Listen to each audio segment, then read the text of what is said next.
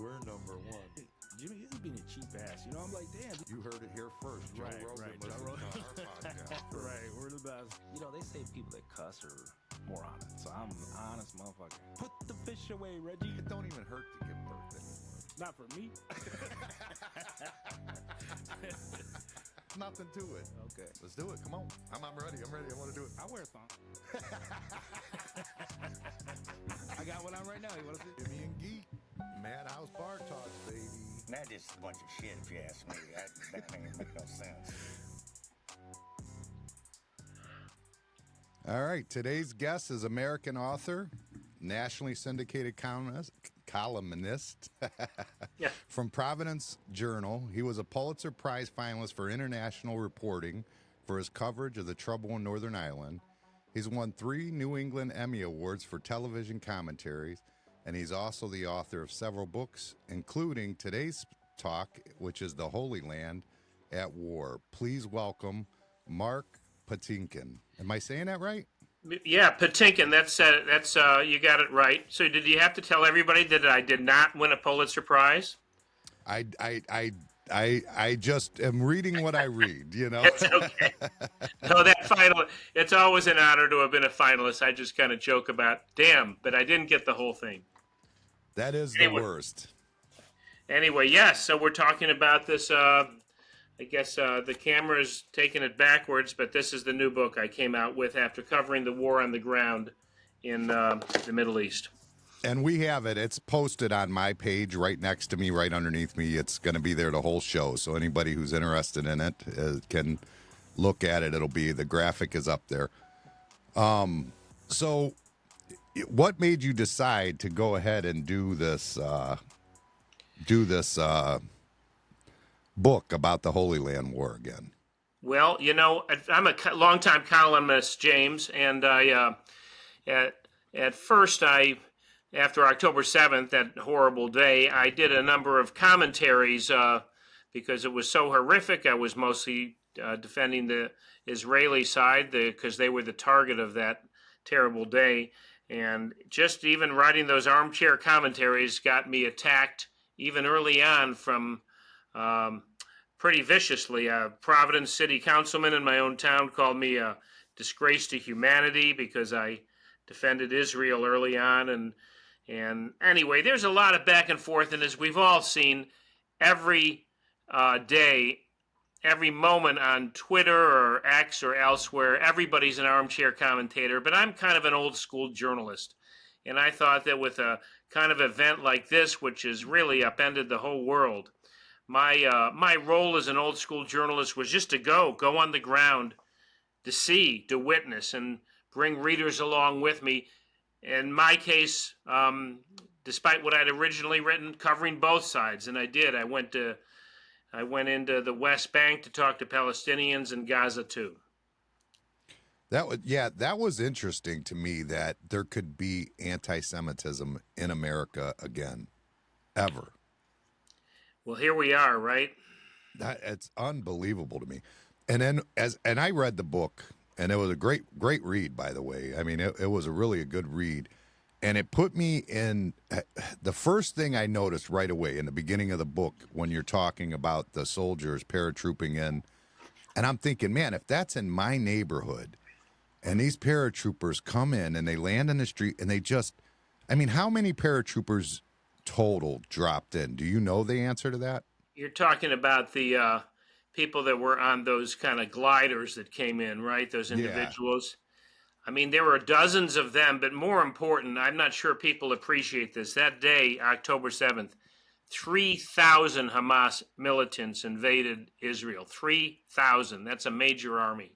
And that's one reason it took Israel to take back and rescue people. People were being targeted for 12, 13 hours, hiding in safe rooms, secure rooms.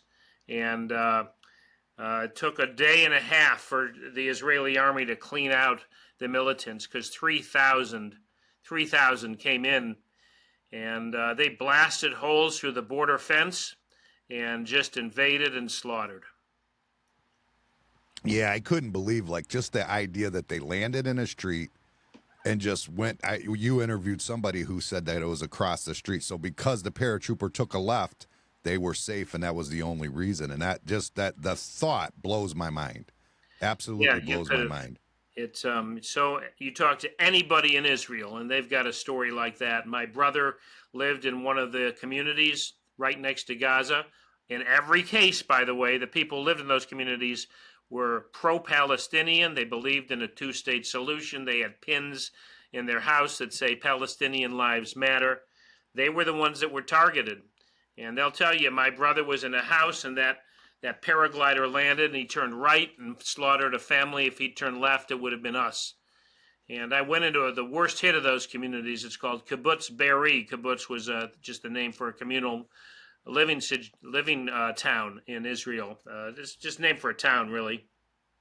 And man, I'll tell you, it was 1,200 people lived there. 1,000 were slaughtered. 1,200 people lived there. 100 were slaughtered. 30 or 40 were kidnapped, and the place was just burnt down. But I'll tell you what you notice even more than the houses that were burned when you walk in there. You notice that what wasn't burned was smashed. There was just this gratuitous violence that even hardscape patios in this town were just smashed into rubble. It's almost like the militants did the same thing to the towns that they did to the people. They murdered them and then they mutilated them, and it looks just like it did that day. It hasn't been cleaned up because the war's next door. The people have evacuated still. It is not a memorial right now, these destroyed towns. They are still testimonies. You go there, and it's a testimony. And the reason I went there is, hey, look, James, I really give you credit for having me on the show and having the book something to be talked about, because the point of the book, even though it covers both sides in a very balanced way, since we're talking about those that were targeted early on, we're talking about the worst massacre of Jews since the Holocaust, and with all of history's massacres, there's only one thing you could do for the dead, and that's to witness. Yeah. So I appreciate you doing that today. We have one of my wife's closest friends is Palestinian. They live across the street. She grew up overseas, married an American Palestinian here, and they live across the street, and they have 4 kids, and they're wonderful. We eat diwali, probably a couple times a month. I mean, with them, they're great people. So, and my wife, maiden name's Bernstein. So, we get along just fine. And it's really sad to me to see that. The one thing that stuck out when I read the book is that people are literally putting this on their kids all the way through. Like, these poor kids don't have a chance because their parents are feeding it to them from such a young age. You show the one picture in the book with the 4-year-old behind you just throwing a rock. These kids don't have a chance. There's no chance at all for them. With that mentality coming in, they're putting their own demons right into their children right from the start. Yeah, that was well, let me first just respond to your neighbor being Palestinian. I'll tell you that I spent 2 days on the West Bank among Palestinians, and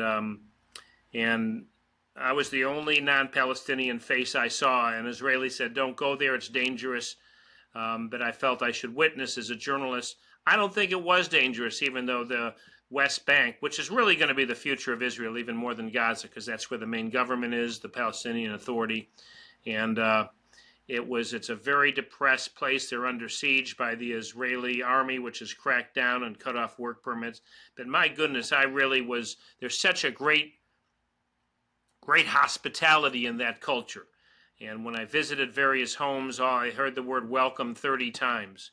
You don't see, as deprived as some of the towns are in the West Bank, the Palestinian towns, you don't see homeless anywhere because they take care of their own. They take care of each other. You mentioned that in the book. I think it's a lovely culture. But you're right. Many of the people I talked to, especially Israeli soldiers that had gone into schools, they saw the literature, and kids are raised to hate the Jews. And what you were referring to in the book I include time. I've been a long-time foreign correspondent, and during the Intifada in 1991, when the Palestinians were staging riots and attacks, I went on patrol inside Gaza with an Israeli Jeep commander, and our Jeep, which was armored, I should say, with bulletproof glass, we must have been hit with hundreds of stones thrown by kids. At one point, I would have to guess a 4-year-old came up behind our Jeep and threw a rock, and I took a picture of it. This is my photo from so many years ago, and that's what I saw from inside that patrol Jeep. And so you wonder where that little boy is today, and you wonder whose fault it is if he was involved in, I don't want to say he was involved, but obviously many kids that age 30 years ago were involved in what happened 1 year ago. And I think it's because it's too bad that they're raised in hate. Many of them are, not all. I will say that that many of the folks I saw, just like your neighbor in the West Bank, they were welcoming, they were wonderful, they were moderate. But they'll tell you one problem, and one of the reasons Hamas has got elected into power is that the current government, the Palestinian Authority, is seen as corrupt. And so there's really not a good leader right now for the Palestinian people, which is too bad.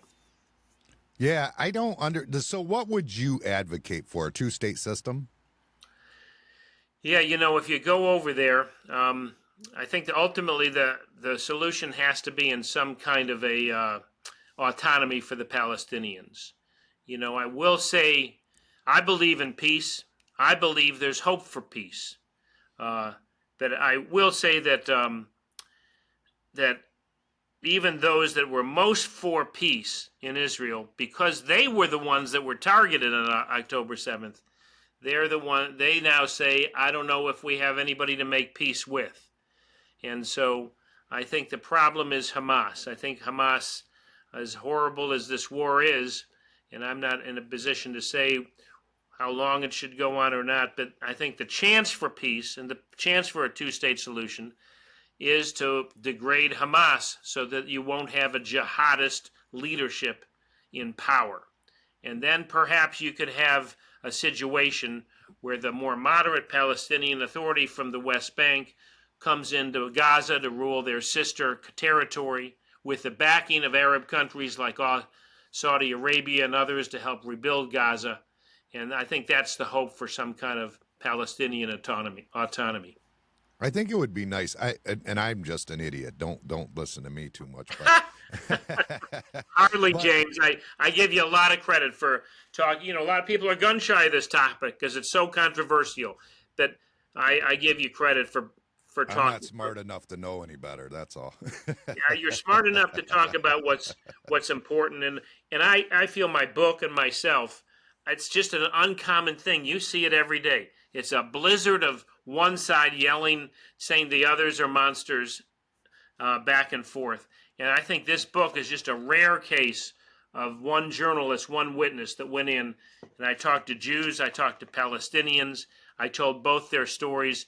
And it's really just basically this book. Come with me on a journey. I'll take you through the war, through Israel, through the West Bank, through Gaza.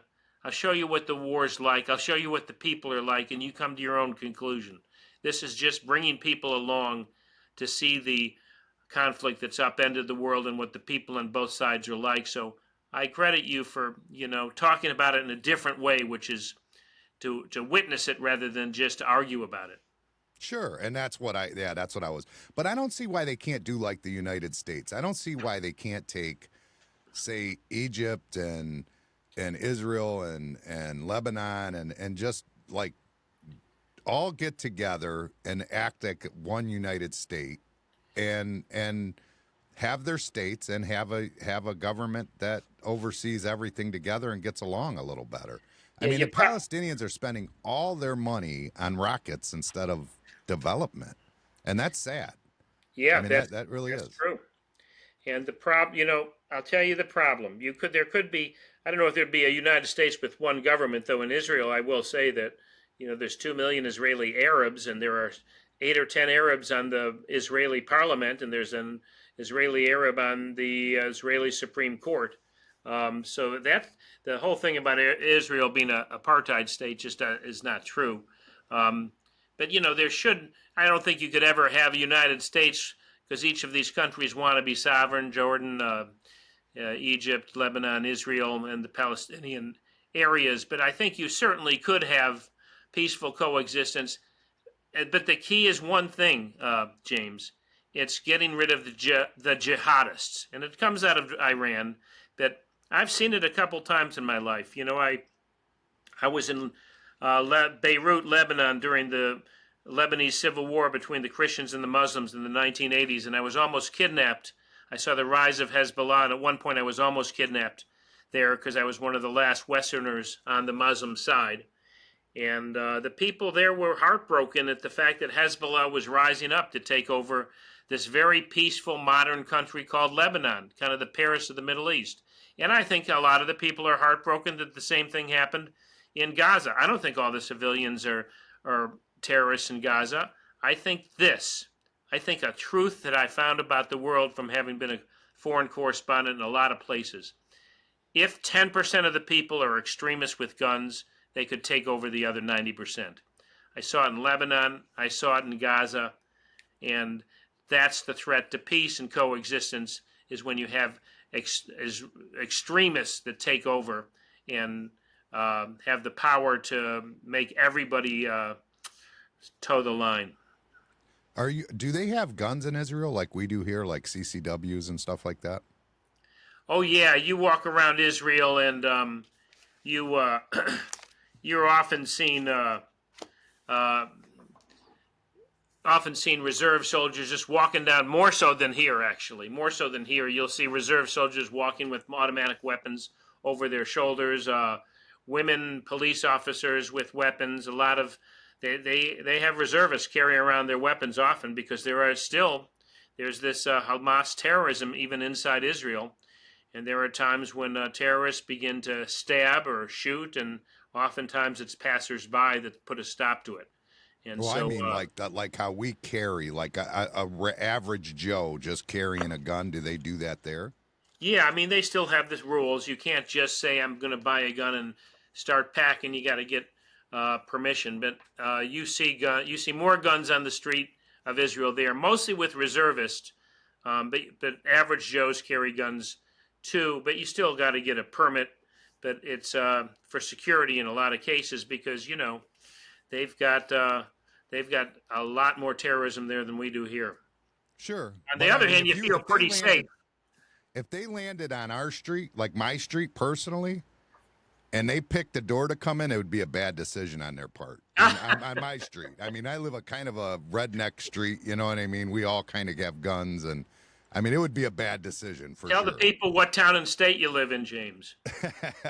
I'm in Elyria, Ohio. Okay, I like it. I'm a Midwest boy myself. I grew up in Chicago and also on a farm outside Chicago. We raised red Angus cows. If you ever need a bull, just let me know. I'll sell you one.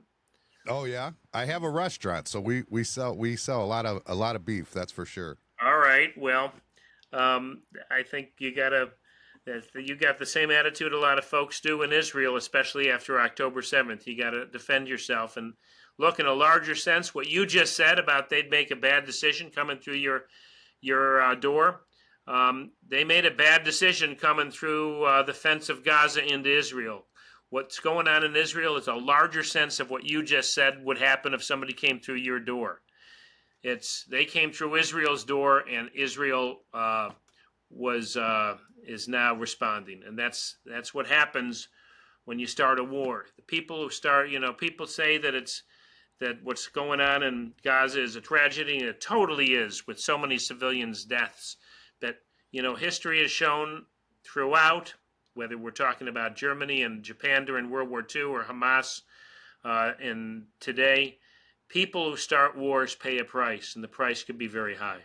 Yeah, I wouldn't. I definitely would be about just give them a notice. You got 2 weeks to get out, and we're leveling it. That's how I would handle it. They wouldn't want me to be Netanyahu, I promise, because Well, I would not. I mean, that was insane. I mean, nobody should have to live like this, and there just seems to be no end in sight. When I was a kid, I remember, and that's probably when you were there reporting it, but I remember it was the markets that people would just walk in with suicide bomb vests and things like that were yeah. the big thing. Now it's rockets, and I mean, it just has to. It's kind of like Japan. When we went into Japan, the technology had grown so much that now we're not shooting each other with rifles.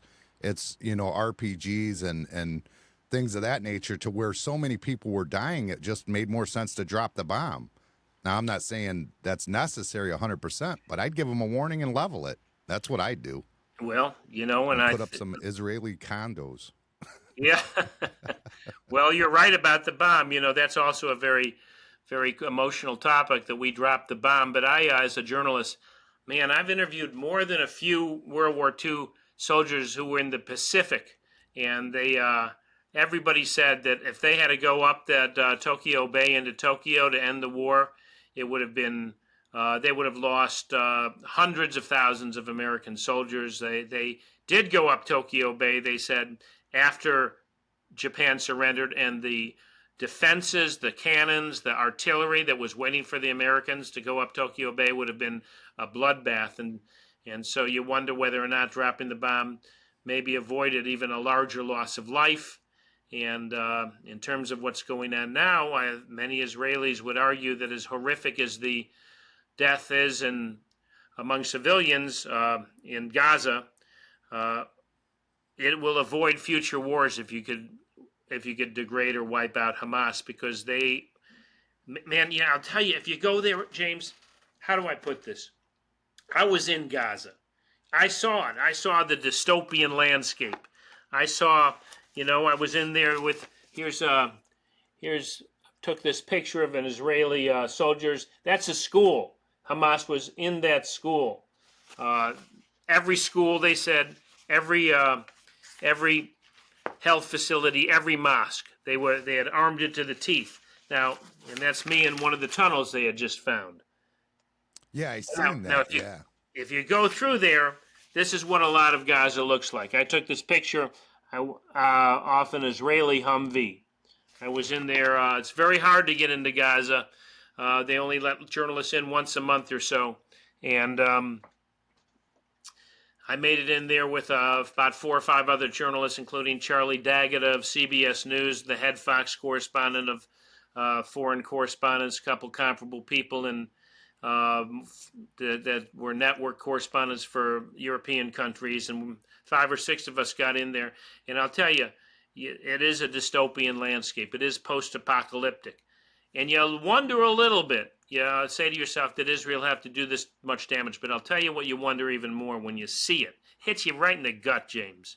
When you see it, you say, how is it possible that Hamas could allow their people and their homeland to continue to be destroyed like this when they could stop it tomorrow by releasing the hostages and laying down their arms? They could stop it tomorrow. And it hits you in the gut that they don't care. They don't care about their people or their homeland. It's all about just being jihadists, wanting to destroy Israel, the enemy, and spread Islamic extremist ideology. Just when you see it, there's no other way to think about it. You mentioned in there too that that most of the Palestinians don't want to enjoy life either, because by doing those things that they like showing the suffering to the world. They do. I wouldn't say most. I'm kind of convinced, James, that that it's just, a lot of people will say that, and it is true, that civilians followed the Hamas militants into Israel on October 7th and did some of the slaughtering. And there's these images of civilians celebrating around the bodies that they kidnapped back into Hamas, and it's horrific stuff. It's like ISIS kind of stuff. But I'm convinced that's not the majority, even in Gaza. I think that the way human communities work is, even in a case like this, maybe a third of them are pro-Hamas and a third of them are probably anti-Hamas and a third just want to be left alone to live. But I will say, yes, there is a mentality in Palestinian culture over there. And as I said, I think it's a beautiful culture. No no homelessness, and they welcomed me, and they gave, had a special feast for me because they wanted to honor me as a visitor. But I think what you brought up, you're referring to the fact that the United Nations continues to call Palestinians refugees 4 generations later, 4 generations after the initial war for the creation of Israel in 1948. And there's no other case on earth like that. You get to be a refugee for a few years. In the case of Palestinians, it's 4 generations. And so that inculcates a mentality. The mentality is that they want to get back to what they had in 1948, but it's just not going to happen. Israel's not going to leave Tel Aviv. Israel's not going to leave Jerusalem. They're doing that based on what their parents are feeding them, because they have no knowledge of that. No, they you know what? Personally don't know. They don't know. Another case I went into, let me see if I could find it here. I went into, this goes back a little ways, but I went into Gaza, and I talked to a bunch of kids that I met on the street. And they were nice kids, They were, let me see if I could find them here. Anyway, I talked to these kids. They were just, 8 and 10 and 12 years old. And here they are. Nice kids. These are Palestinian kids in Gaza that I met and talked to. Really nice kids. But then I said, hey, so where exactly are you from around here? And they said, Beersheba. And I said, wait a minute, Beersheba, that's a town in Israel nearby. And they said, oh, yeah, that's where we're from. And I said, well, what's Beersheba like? And they said, it's beautiful with orange groves and green trees. And I said, oh, wow, that's amazing. When were you there? We've never been there. But that's our home because my grandfather lived there, and that's what we have to get back to. And so there is a mentality, and that's what you were talking about not wanting to live for today. There is a backward-looking mentality among some, not all, Palestinians, of needing to reclaim the past instead of building a future. And I will say it's not helpful what's happening on the campuses in America, in the streets of America, because they feed into that. That whole river to the sea chant is chanting for an impossible future, which is for Palestinians to claim the entire land that they say their ancestors lived on in part. And that's just not going to happen. And the more you chant about that is like chanting for going backwards to an impossible past instead of chanting, which they should be chanting about, let's build a future. Gaza's actually pretty nice when it's not destroyed. Beautiful waterfront. It's could be a Singapore. And now the question I have: Do you think in World War II that's one of our biggest mistakes we made? Not dealing with that at the end of World War II. At the end of, you mean the Palestinian situation? Yeah, I mean it seems like the thing that's been a thorn in our side ever since World War II. I mean, and it seems odd to just say, here, you get your land over here and just take it from. That seems odd. I mean, it seems like a weird policy, in my opinion. It is a little bit, but it gets complicated because that was the United Nations about 3 years after World War II, 1948, that created, or 47, that created a checkerboard new country called Israel and Palestine side by side. And so what happened then, that was the United Nations drawing those lines, and then the Palestinian side, the Arab side, at that point said, we don't accept this, and we're going to go to war along with help from Egypt and Jordan and Syria. And they lost that war. And so and then there were a couple other wars that they lost as well. And so that whole kind of map has been, to some extent, established by the fact that the Arabs keep going to war. Israel said, we'll take it. We'll take the checkerboard. But the Arabs, the Palestinians didn't. They went to war again and again and again. And now we're in the situation where we are now. And it's kind of, I'm trying to think how to answer this best when you say, couldn't America have solved that by drawing correct lines after World War II, or couldn't the I'm not saying correct lines. I don't mean correct lines. I just don't even know why we even like said, okay, here's Israel's land. I don't even know why we did that. I don't know why we even got involved in it. I don't know why. I guess I think that's part of America's problem and Yeah. Britain's problem is that we get involved in too much. Same thing like Ukraine right now. It's just we're involved in stuff we just should not be involved in my opinion.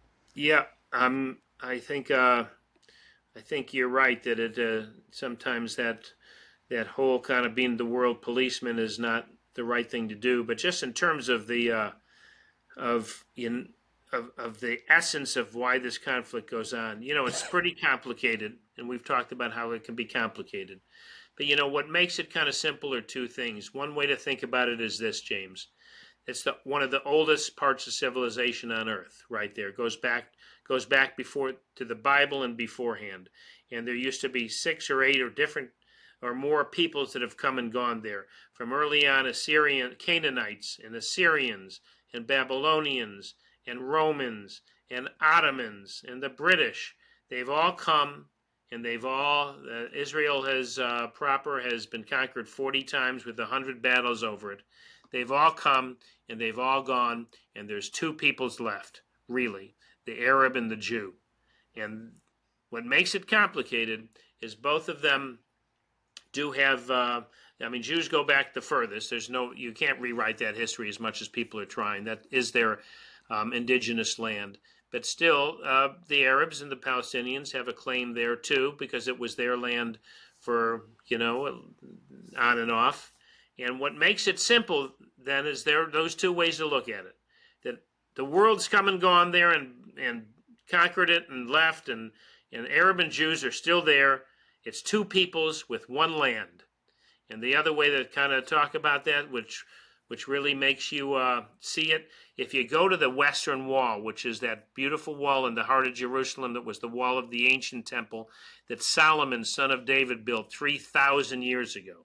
You go to that wall, and you look up at the top of the wall at where the temple was that Solomon built.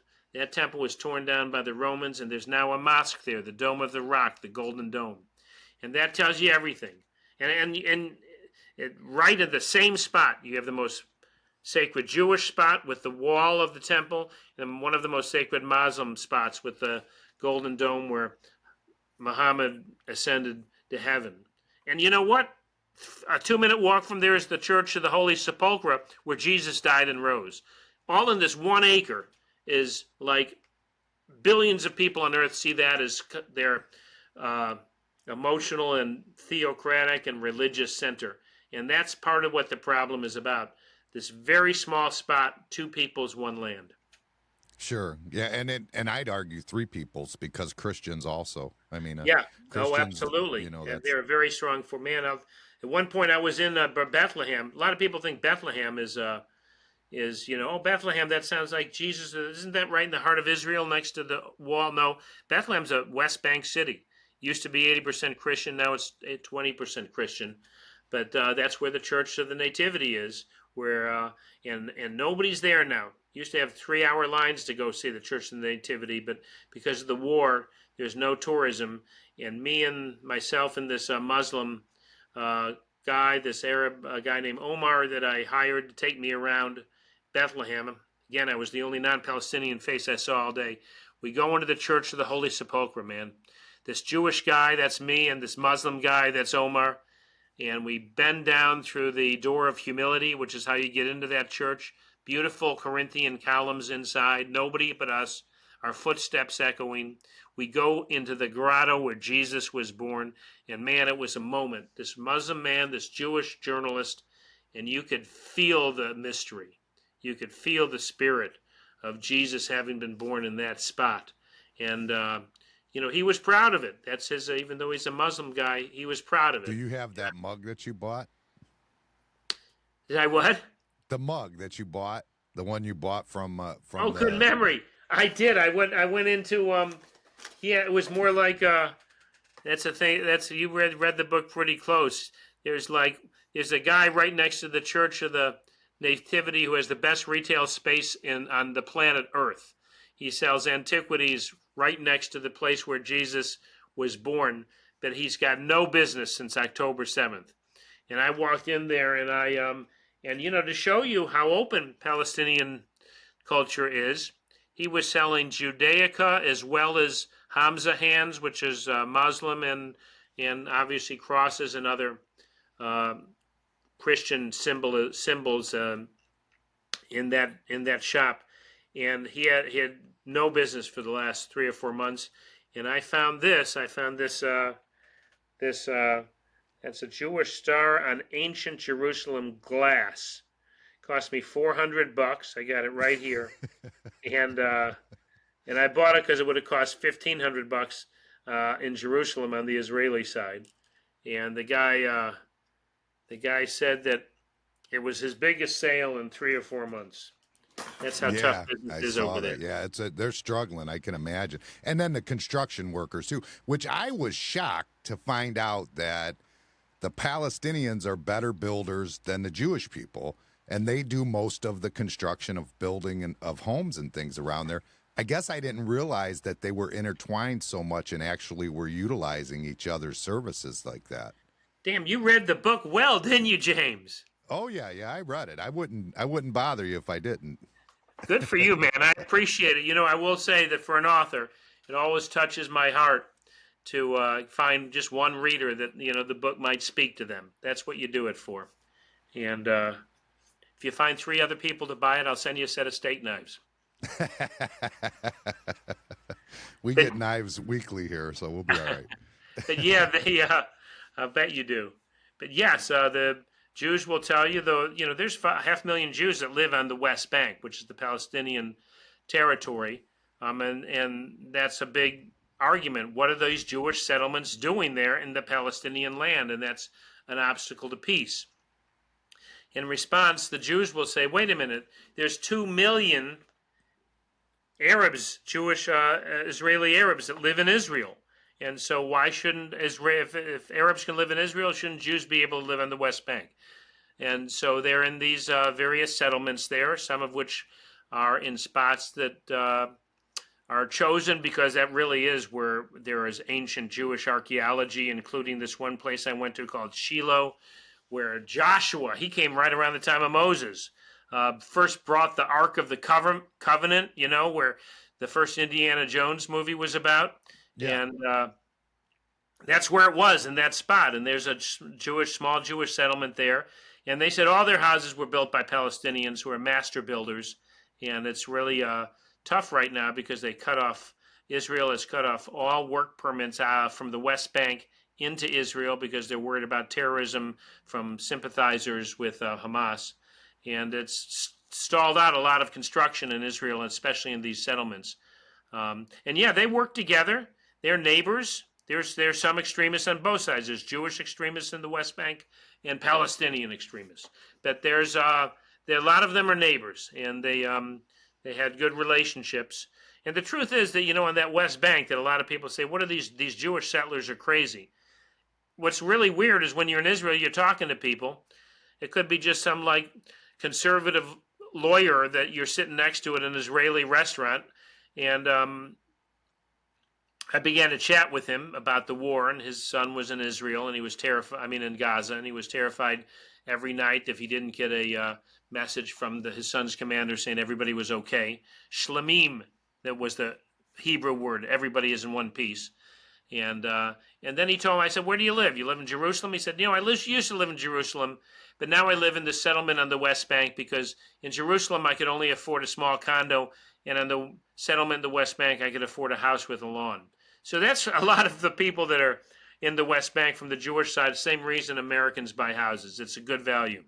Yeah, it's a good value. But the thing is, you could get some good value in the ghettos, and we tend not to do that. I just well, it's true, though. There, it's so emotional, James, because it's actually pretty beautiful land, and they don't go in like the heart of the extremist Palestinian towns like Jenin. Their settlements are in kind of just open areas that are surrounded by security fences, most of them, not all of them. And it's actually kind of beautiful. But on the other hand, I think something's important to point out here that people don't realize. People think, why are they fighting over the same land? It must be amazing land. And it is stunning. It's gorgeous to the eye, but it's tough land. It's limestone hills. And you wonder how somebody carves a single house out of those hills, let alone a country or a town. It's very difficult land to build in. It's kind of harsh, even though it's beautiful. But that's nature. You know, when nature imposes a harshness, it gives back a beauty. And that's kind of why people are drawn there as well, as because they see angels in the rocks. That's where their prophets walked. But it also reminds you, it's so tough to build there and so tough to carve out a life there. It's a reminder of why people hold on to it, because the harder it is to learn, the more you sacrifice to live in a place, the deeper your sense of roots are there. Yeah, you said that when you were there was it 91? You were there before? 91? I was during the Intifada, yeah. So 91, when you were there, they were complaining there was like 100,000 Jews in Gaza, right? Was it Gaza or West Bank? In the West Bank, yeah. West Bank, and then now there's like 700,000 or yeah, there's 500,000 or 600,000, right? Yeah, the West Bank. You know, to kind of see it, it's kind of an interesting thing to kind of. It's important to see the topography. It's if you kind of see it here, I'm not sure how easy it is to see on this I can map. see it very well. Okay, well, you see, kind of there's Israel, and there's the West Bank over here. That's kind of carved right into Israel, and there's Gaza down below. But you can kind of see that how it works. That the Palestinian territories are really separated. The West Bank is on one side of Israel. It's actually on the east side of Israel, but it's called the West Bank because it's the West Bank of the Jordan River. Okay. And then Gaza is there near to the Mediterranean.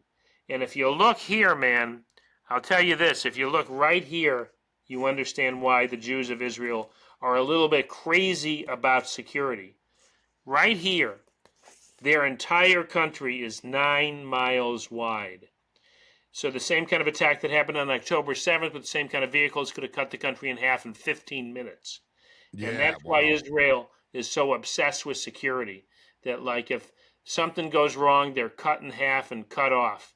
And it's a small country, and this one part of it, just imagine that. Think of 9 miles wherever you are. That's probably from you to the next town where you get groceries. And that's how wide the entire country is at a critical point. And that's, the Israelis will tell you, yeah, we're a little bit crazy. We're a little bit crazy about security. And they're crazy for two reasons, because of their topography. But they'll tell you another reason they're a little crazy about it, and you know, it's the truth. The past is also present in Israel, James. The Holocaust is present there. Everybody in Israel lost family in the Holocaust. They could tell you often, in some cases, which day in 1942 20 of their family members were marched into the gas chambers of Treblinka and died. And they had nowhere else to go on earth except Israel.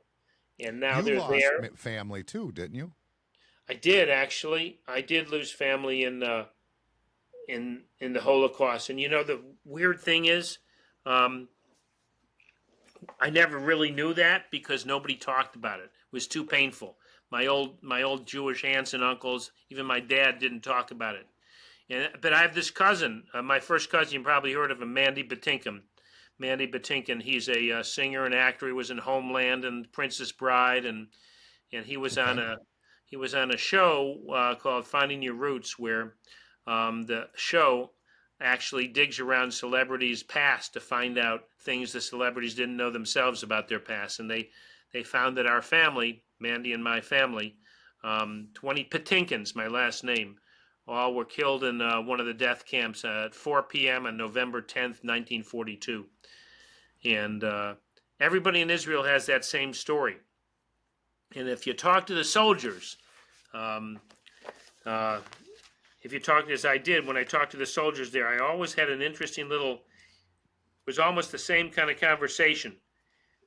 Here's Gaza again, by the way. But so I talked to the soldiers at one point, and you talk to these young soldiers, age 24 or so, soldiers like these guys, and they'll tell you when you get to chatting with them, they all have a story that, like right after October 7th, they were in Thailand on vacation or something, and the next day they were back in Israel picking up bodies.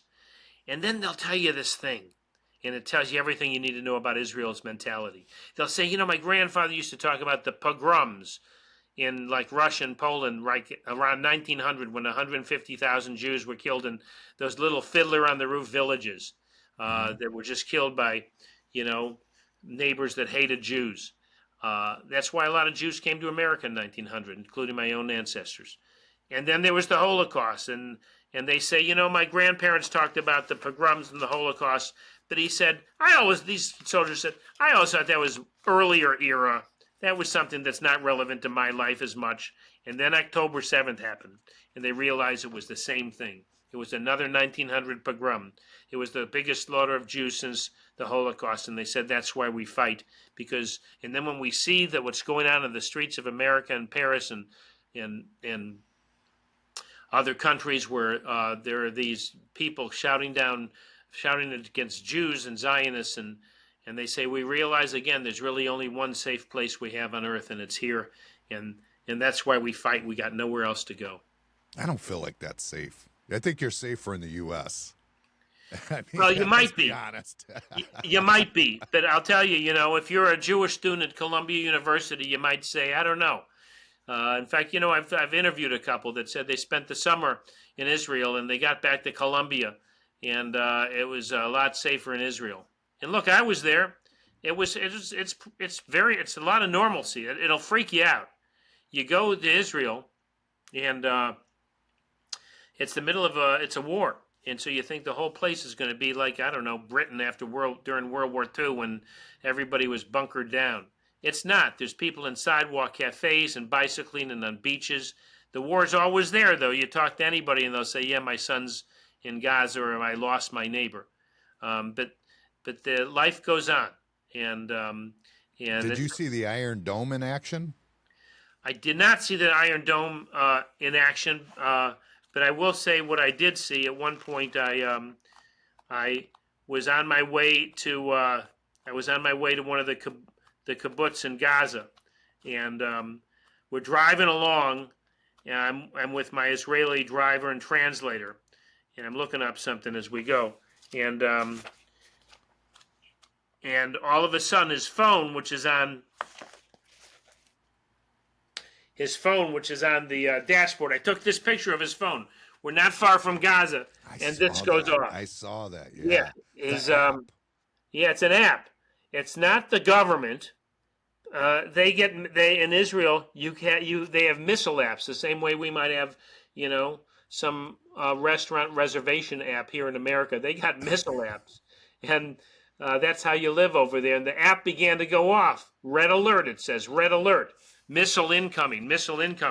So my guy kind of turned off the road and said, we'll probably have to get behind a wall or even the curb, making sure the wall or the curb is between us and Gaza. And then he looked close and he saw, oh, no, wait, that's a missile incoming at the northern border from Hezbollah in Lebanon, while we were in the southern part of Israel. The missiles we had to worry about were from Hamas. And so it turned out not to be an immediate threat. And no, I did not see the Iron Dome in action, but I saw some incoming missile action. That Iron Dome is one of the coolest things I've ever seen. I mean, I haven't seen it in action, but I mean, I've seen it on the news, and it's pretty impressive. Yeah, it is amazing, isn't it? It's amazing. I'll tell you something else. I think it's a peacemaking technology, and there's been people, including various American Congress people, that want to cut off money to the Iron Dome to Israel. And the truth is, that's what keeps the wars from being worth. Because you imagine what Israel would do if all those missiles were landing, in Tel Aviv and Jerusalem. This war would be 3 times as big. And so that keeps the peace, because it avoids the kind of destruction that would have created a response. But the Iron Dome is amazing, especially, Iran, they're the real player here, by the way. They're the puppet master. Hamas is their puppet. Hezbollah in Lebanon is their puppet. They're bad news. They're just they're ruining that area of the world, or trying to. And when I was reading through, I was listening, as I'm reading through it, you're talking about a soldier that you were in a Jeep with in 91. No, this would have been when the kids were throwing the rocks at you. And he was saying that I don't know why we're here, like why we are, infiltrating them. Why don't we just leave them be? And they stopped doing that in 2005. Was that correct? If I remember good memory. Good memory. So when do you think that because they stopped in 2005? I wanted to ask you this: do you think that's what allowed them at that point to start? Basically Hamas allowed to come in and establish what they've established since then? Yeah, it was. Here's the guy you're talking about. Good memory. You ready to close? This is me. This is not me. This is the guy. I took this photo of the Jeep commander in 2005 stepping out of the Jeep. His name is Oded Turban. He was about 30-something here.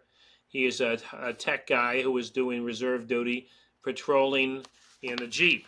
And so part of this book, as you know from reading it, is I found him like 33. I was with him 33 years ago. I said, you know what? I'm going to track down all the people I talked to 33 years ago. And I found him today. The same guy, there he was in 1991. And here he is today in age 68. Look at that. Same guy. And so that was a big part of the book, is tracking down these guys 30 years later to see how they feel about, for then and now perspective. And you're right. He was patrolling there in 1991, and the Jews left the Gaza Strip in 2005. They pulled everything out. It was even ugly. Their own soldiers had to drag out Jewish settlers to get them out of there. And there was a Palestinian nation. There was a two-state solution. There was a Palestinian state. It was in 2005. The Gaza Strip was completely Palestinian, no Jews and no Israeli army in there. And then in 2006, there was an election, and they elected Hamas to, Hamas was half the government. There was a shared government between Hamas and the more moderate Palestinian Authority, which is based in the West Bank, but they also were in Hamas, because those two territories had one leadership then.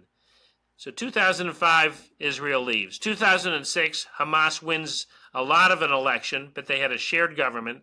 2007, Hamas says, we want the whole thing. They stage a coup.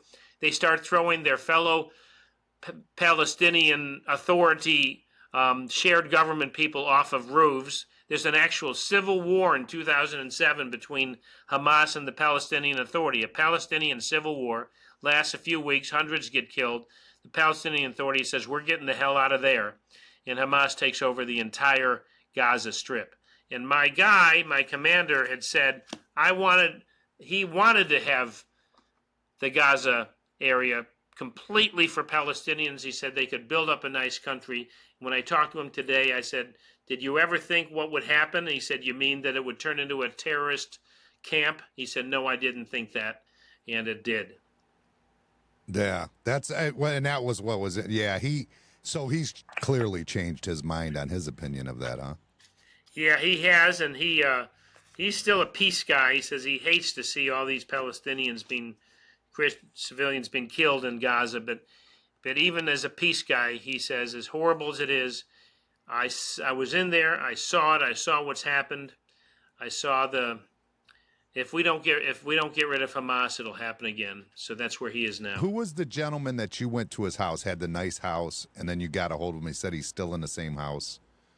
I'm trying to remember. He was that Jewish settler on the West Bank? Is that what you mean, or do you mean the Palestinian guy? The Palestinian guy. That was. Oh yeah. You were sat on his front porch. Yeah, he was a great guy. He's here he is. His name is Adnan Husseini. So I'm telling you, this book really has both sides. I spent a lot of time with Palestinians, and he's still in that house, right? You said he's still in the same house. Yeah, he was a prominent architect and involved in Palestinian leadership to some extent when I saw him in 1991, and he's still there now. Those are his two kids, and he's a great guy. He was a moderate. He said, I think there's room for Jewish settlers on the West Bank. We should share it. We should share it. And he's got a son. You know how good that country would be if it would just be one state, the whole thing, honestly? I think if everybody could just get along and it would be one state, that would be amazing over there for them, for all of them. Yeah, it would be. And, Israel's an example of it because Israel has 2 million. Israel is like that. It's preposterous to say it's an apartheid state. There's 2 million Arab Israelis with full citizenship, and they thrive together. And I'll tell you this, the Arab Israelis don't want to live in the West Bank. There was at one point this proposal to they went right to the line, and I drove right by it, right at the border of the West Bank and Israel, and they said, look, there's a debate over Israel's settlements in the West Bank. I'll tell you what we'll do. Let's redraw the lines, and we'll draw the lines so that these Israeli settlements that are right on the border, we'll put those in Israel, and then we'll draw the line into Israel to put some Arab communities that are right on the line and make those part of the West Bank. So it'll be an even swap. We'll get the Jewish settlements declared officially in Israel and out of the West Bank, and we'll put the Arab Israeli villages in the West Bank. And you know what happened? The Arab Israelis said, we don't want that. We don't want to be part of Palestinian leadership. We'd rather be in Israel. And so there's a coexistence in Israel. And some will say that the Arab Israelis sometimes feel like second-class citizens in some respects, that they have one of the best living standards of anywhere in the Middle East among the Arab in that area. I wouldn't say anywhere in the Middle East. Things are pretty good in the United Arab Emirates and places like that. But it can work. And Israel's an example of how it can work, how Jews and Arabs could live together. It was a great book. I enjoyed it. I didn't have I mean, I knew some of it, and I mean, I've watched it through, but I'm like every other American. I'm just a dummy. You know what I mean? I guess it's not that we're dumb. It just doesn't affect us where we have to think about it like they do. And I mean, what's going on, and you really don't get a look inside. The book really gives you a look inside where you go, wow, putting yourself there, like on that street where they're dropping in and one of them said that they noticed, they were in the house and they noticed, and you've already mentioned it, that they noticed that they weren't even armed. It was just regular civilians from Palestine just in there harassing them at their door trying to get in. And yeah, I'd say more than harassing. They were trying to kill him. They were setting the house on fire, and yep. It was. And they got there saved, yeah. But I mean, it's just, it really, I can't imagine. I mean, living in America my whole life, and we're pretty fortunate in America not to have to deal with the things but I feel like it's coming. I feel like if at the rate the world's going right now, we're in trouble. I think that it could end up in America similar to what's going on there. I mean, not maybe as extreme, but I feel like it could happen. I mean, let me ask you what you think, James. Let me be the talk show host for a second. What do you think about some of these demonstrations in America? Both on college campuses and the streets, chanting to globalize the Intifada and things like that. What do you think? There's a little city next to me called North Ridgeville, and it's a pretty conservative city. But I'm driving through there, and I'm going down the road, Center Ridge Road, and there's a little Toyota in front of me that says "Free Palestine," and it's got a girl with purple hair and green hair in the car, and I wanted to run her off the road. So that tells you how I feel. And I'm not saying, I mean, like I said, our neighbors, I love them. I would hate to ever make them think that I don't, think that they're great people. But at the same time, what's going on over there with the extremists? And like you say, it's 10%. One bad apple ruins the whole damn bunch, as they say.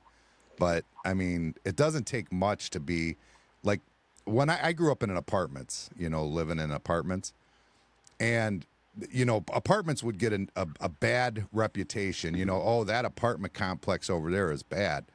But really, there was only a couple kids in there that were bad. You know what I mean? Like, yeah, it would, a good analogy.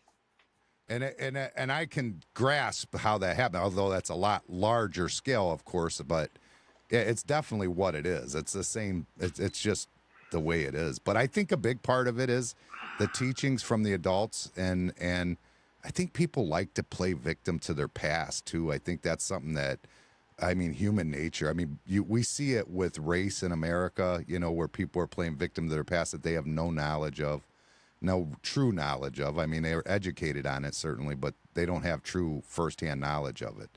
And, I think that's similar to what's going on there. I mean, instead of enjoying what they have now, I mean, Gaza's beautiful.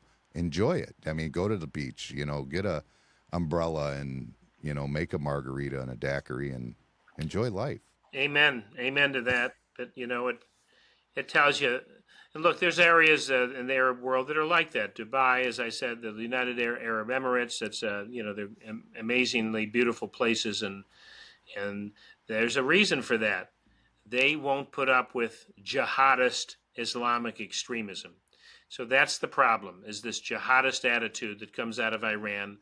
And then it starts to take over countries. It took over a lot of Lebanon, and I saw it myself.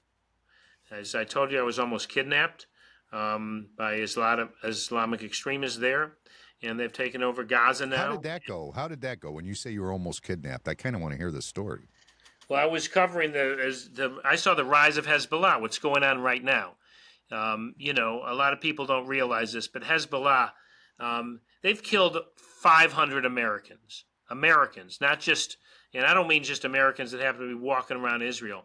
They, in October of 1983, they drove a truck bomb into the U.S. Marines peacekeeping barracks in Beirut and killed 220 of our Marines. Hezbollah did that.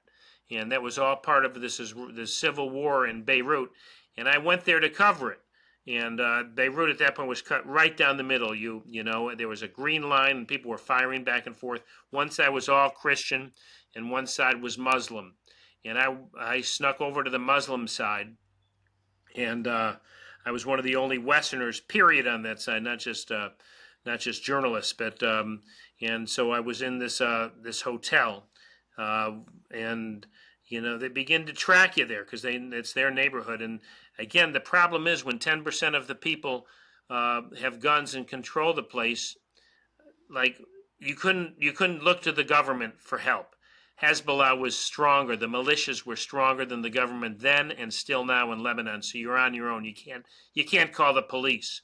But I hired this guy. His name was Mehdi. He had like cat sense. Okay. And we're going down this narrow street at one point, and with cars like only about 2 feet on either side of us out the window. No way you could turn around. And there was a car in front of us who we'd seen this car before, and it had been behind us, and we got the hell away from it. Suddenly this car figured out how to get in front of us on this narrow street. It slams on the brakes, all 4 doors open up, and 4 guys pile out of the car and start running towards us.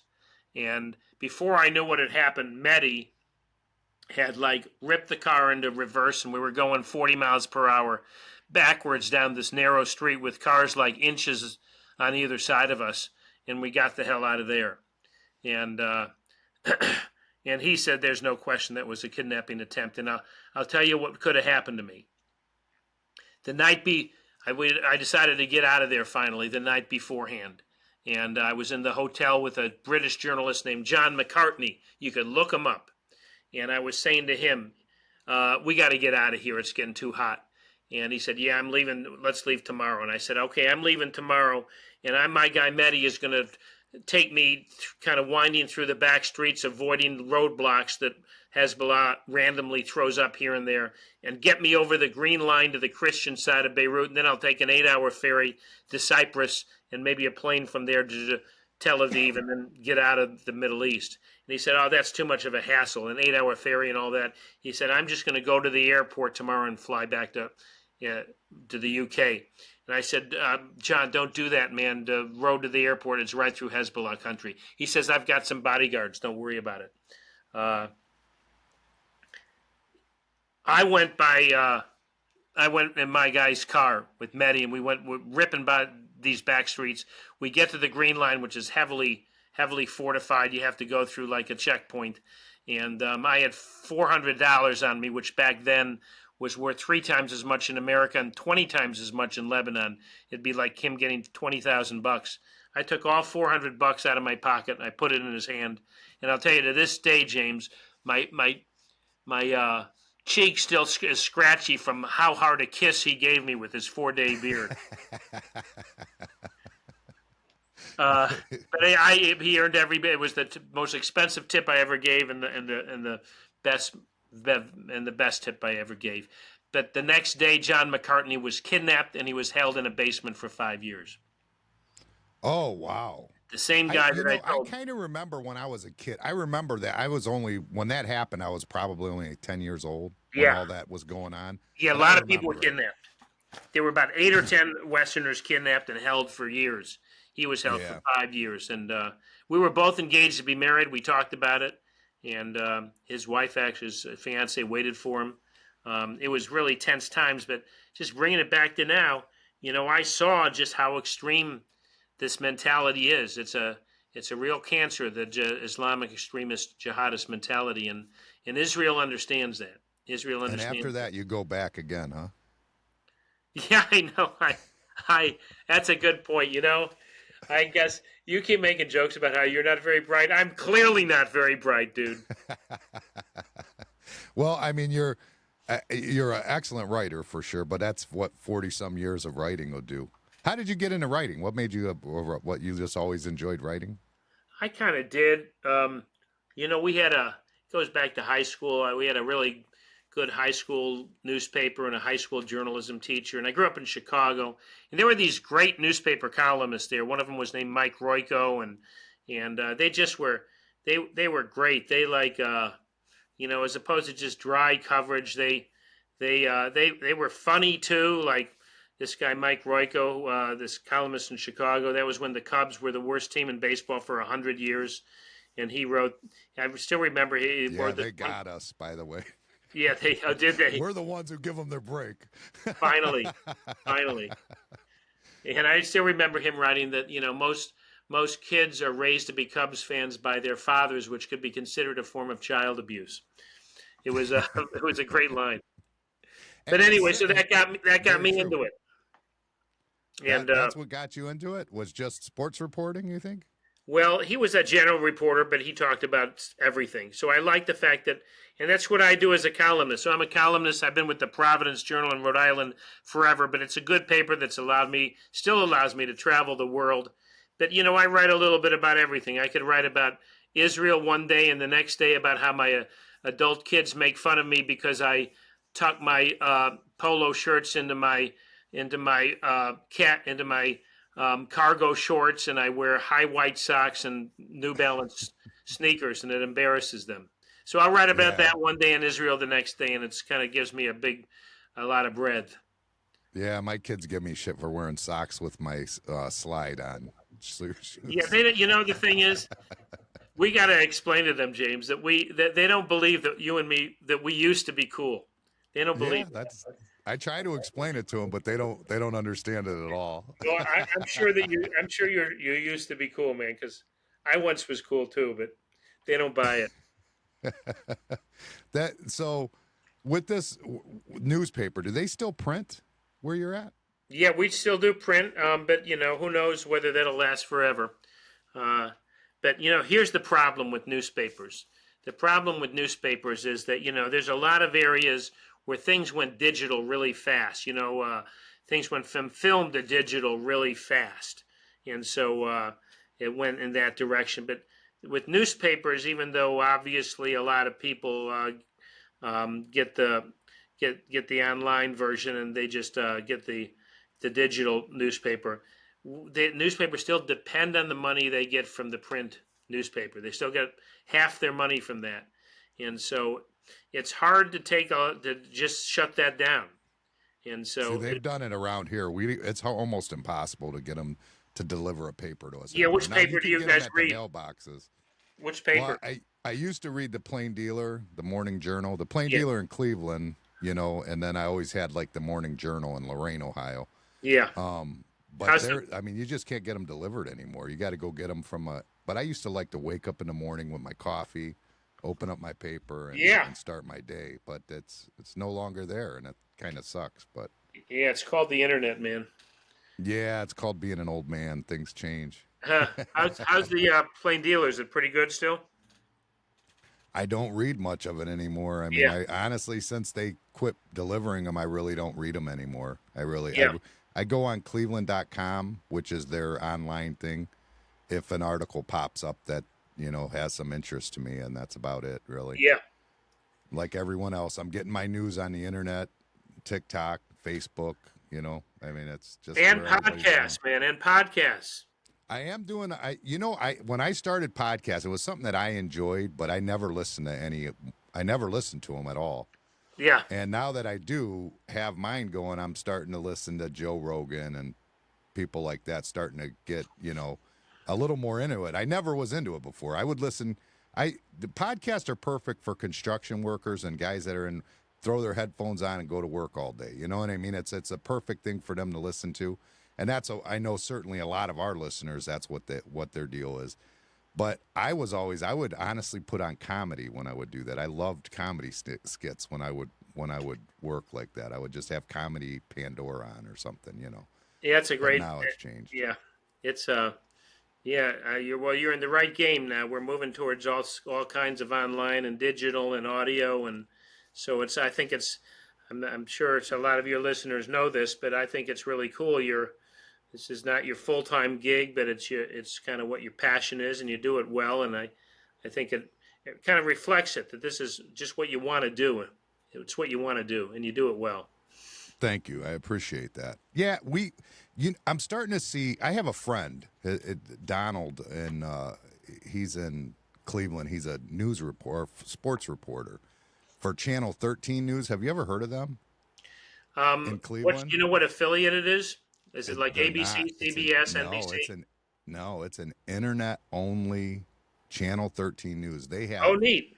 They have everybody is either podcasters or doing it on their own, and It's a Cleveland broadcast. They're reporting on or on sports events, local feel-good stories, everything you can imagine. So it's kind of like a new model, huh? It's something new. I've never seen it before. I think it's interesting enough. I thought it was pretty cool, just the concept of it. It's only online. It's Channel 13 News Cleveland.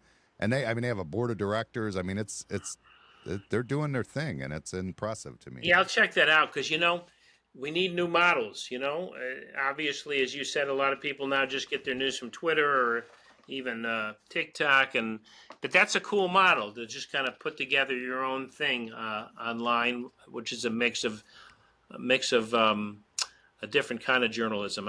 We need to figure that out and invent that, and I fear that those of us in newspapers we're still making buggy whips. Yeah, I agree. I agree with that. That's a possibility. I think that, but just like Joe Rogan has replaced Phil Donahue, and Oprah. Yeah. I believe that that's what's going to happen with actual news. I believe it's going to happen that way. I think it's going to be online podcasters, and it's possible that they could build a network of podcasters to make a network that was all online anyways, exclusively. Yeah, it's a wild west right now. Yes, it is. It absolutely is. But it's nice. It's still giving us the freedom to talk, and I appreciate that. That's something that free speech is everything to me, and Amen to that, brother. Important. Amen to that. This has been great talking to you. I hope you write another book soon, and I get to talk to you again. How's that? Yeah, well, listen, I really appreciate you putting me on here, and let me just say that it's here it is. That's backwards, isn't it? But you could see it anyway. No, it's coming up perfect on there. And plus, like I said, I have the image up. Yeah. Your book cover is on the page the whole time you've been on air. Well, it's on Amazon. It was actually I think we haven't talked about this and don't have to get into it, but it was actually banned by Amazon when it first came out because they were gun shy of it being on a controversial topic. And no kidding. Yeah, I even had some press coverage of it being. Some press coverage of it. I wrote a column in the New York Post about how I was banned and censored by Amazon, and that finally got it unbanned when they got the heat on them. And it's just that people are terrified of this issue, and that's why I give you credit to put it on here. People just don't want to. They're scared of the issue. It's too controversial, but we got to have controversial conversations. That's what I feel like. That's what journalism is and podcasting is. I mean, I think that's what it is. You got to have controversial conversations. Yeah, you do. You got to talk about dangerous ideas sometimes. Right. It's out now, and I'll tell you, just as an author, it just means a lot to me, James. Do you that believe had in me on. dragons? Pardon me? Do you believe in dragons? Do I? Well, it's actually funny you would say that, because I actually have another book coming out that has that word in it. Dragons? Yeah, believe it or not, it's called Demons and Dragons. It's coming out, and it's about, it's the dragon is spelled Dragan, and that's, I actually had a cancer bout. I had kidney cancer, and they thought they'd lose me. But I found this great surgeon from Slovakia named Dragan Gulianin. His first name was Dragan, Dragan. And so he saved my life, and I named the book Demons and Dragons, about cancer, but like he was the guy that stood at the castle door and kept the demons away. And so you went through a bout with cancer, huh? Yeah, I went through a kidney cancer. I had a book ready to come out on that. Actually, the angle of the book wasn't just what I went through, but I interviewed everybody, that from the ultrasound tech that found it to the surgeon that cut it out. And that was about to come out, and then this war broke out. So I did this book first, and I'll come out with that book pretty soon instead as the next job. I dealt with cancer very young. My mother had cancer when I was like 11, I believe. Yeah. Somewhere around that range. It was in her thyroid gland. Is she okay? Yeah, she's absolutely okay. They actually pulled the thyroid gland out, scraped it, and put it on the other side of her neck, and hoping that it would actually start kicking in some, different whatevers, synthroid and stuff like that. So she had some emotional issues, my mom, because that thyroid gland controls a lot of your emotion, hunger issues, things like that. So she had, but I remember it was a very scary, I just remember going in there after the surgery and I was a little boy, and that was my mother. So it was quite memorable for me. Yeah, I bet it was, man.